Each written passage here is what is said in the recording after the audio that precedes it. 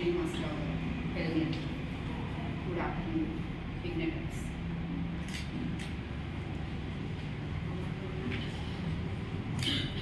My dear colleagues, my students, teaching staff and non-teaching staff, all of you good afternoon.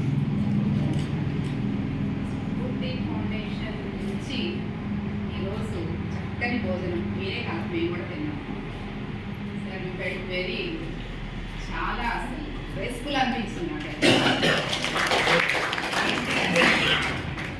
అసలు ఆకలి తీర్చడం అంటే చిన్న విషయం కాదు. ఆకలి తీర్చాలంటే ఫస్ట్ పెద్ద మనస్సు ఉండాలి మనిషి. ఈ రోజులలో మనం చూస్తున్నాము కలికాలం అనేది వచ్చేసింది అని అంటూ ఉంటారు పెద్దవాళ్ళు. మనం ఎవరికైనా సరే కనీసం మనం సంపాదించిన దాంట్లో నుంచి ఒక పావలా ఒక ₹10 లేదు, కానీ ఒకప్పుడు ఉండేవి. ₹10 ఇవ్వడానికి కూడా ఇష్టపడాలి కాలంలో. మరి ఇలాంటి ఫౌండేషన్స్ ఎన్నో మంచి మంచి ప్రోగ్రామ్స్ చేస్తున్నారు అని నేనైతే అనుకుంటున్నాను.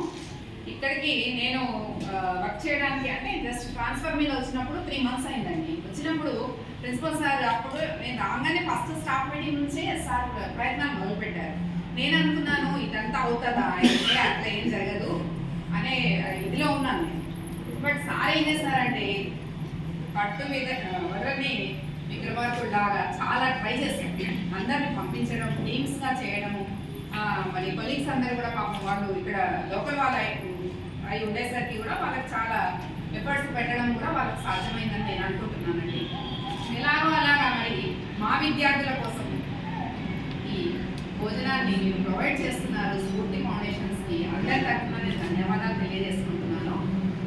అయితే ఇక్కడ కబీర్ దాస్ గారి గురించి ఒక దోహా ఉందండి. తను చెప్పిన దోహా ఏమని చెప్పారు తను అంటే, పోథీ పడి పడి జగమువా पंडित भयान कोई ढाई आखर प्रेम का पढ़ाई से पंडित होई. मतलब साथ చెప్తాను. పోథీ పడి పడి జగమువా పండిత్ భయాన కోయి ఢాయి ఆఖర్ ప్రేమ కా పढ़ाई से పండిత్ होई. కబీర్ దాస్ అంటాడు, ఎంతో గ్రంథాలు ఇంత లావు చదివేసాము, మేము పండితులం అయ్యాము అని అందరూ అనుకుంటూ ఉంటారు. కానీ వాళ్ళు పండితులు కాదు. ఓన్లీ 2.5 అక్షరాల ప్రేమ అనేది ఉంటుంది. అంటే మనుషుల మధ్య ఉండే హ్యుమానిటీ.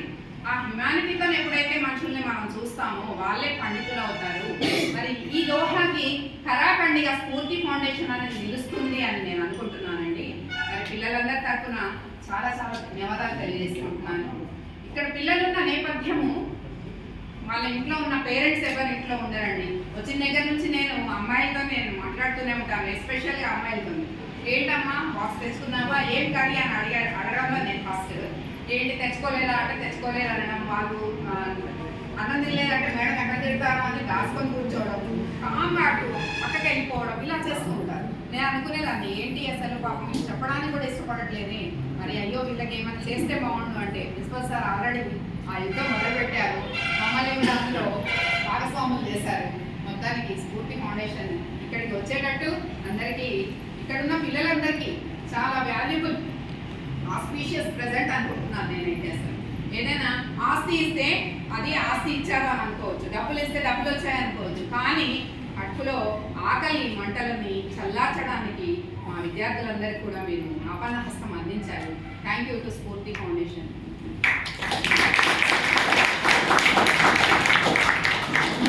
అంటారు, బడా హువా తో క్యా హువా జైసే పేड़ ఖజూర్ పంథీ కో ఛాయా నహీ పల్లాగే అద్దూర్.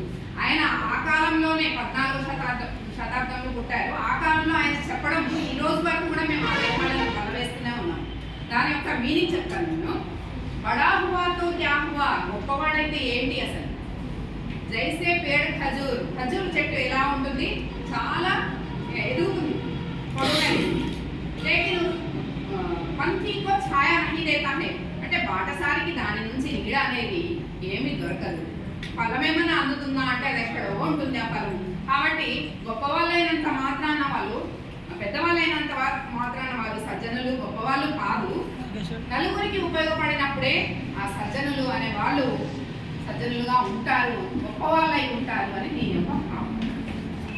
అయితే నేను కబీర్ దాస్ పిచ్చి ప్యాన్ని అంతే ఇవన్నీ దోహాలతో నేను చెప్పడం అనేది జరిగింది. సార్. మాకు ఇలాంటి అవకాశాలు ఇంకా మీరు ఇంకా ఇస్తారని చెప్పేసి అనుకుంటున్నాను. అయితే ప్రతిరోజు పిల్లలు ఇక్కడ ఆహారం తినడం ఒకటే కాదు సార్, మరి పిల్లలకి మేము చెప్పగలుగుతాము రేపటి రోజు ఇలాంటివి. అంటే మనం ఒక సొసైటీలో బతుకుతున్నాం, సొసైటీకి మంచి చేయాలి అనేది ఉండాలి. జస్ట్ ఫౌండేషన్ నుంచి మంచి అందుకున్నాము, కానీ రేపటి రోజు మనం కూడా ఇలాంటి ఫౌండేషన్స్కి లేదంటే బయట మన వ్యక్తిగతంగా ఏదైనా సరే మనం సహాయం చేయడానికి ఖచ్చితంగా రెడీగా ఉండాలి అని చెప్తున్నాను నేను. రేపటి రోజు మీరు ఫ్యూచర్లో మంచి ఎంప్లాయీస్గా ఉంటారు, మంచి జాబ్స్ చేస్తుంటారు, డబ్బులు వస్తాయి. జస్ట్ మన కోసమే కాదు, కొంచెం సొసైటీ కోసం కూడా వెచ్చించాలి. మనమందరం అలా చేసినప్పుడు ఏమవుతుందంటే సొసైటీలో బీదవాళ్ళు ఉండరు, వాళ్ళందరికీ కూడా హెల్ప్ చేయాలి అండ్ స్ఫూర్తి ఫౌండేషన్ నుంచి మీరు కూడా ఆ స్ఫూర్తిని తీసుకుంటారే అని అనుకుంటూ మరి ఈ చిన్న అవకాశాన్ని నాకు ఇచ్చిన ప్రిన్సిపల్ సార్కి మరియు అందరికీ కూడా ధన్యవాదాలు తెలుపుతూ నా ఉపన్యాసాలను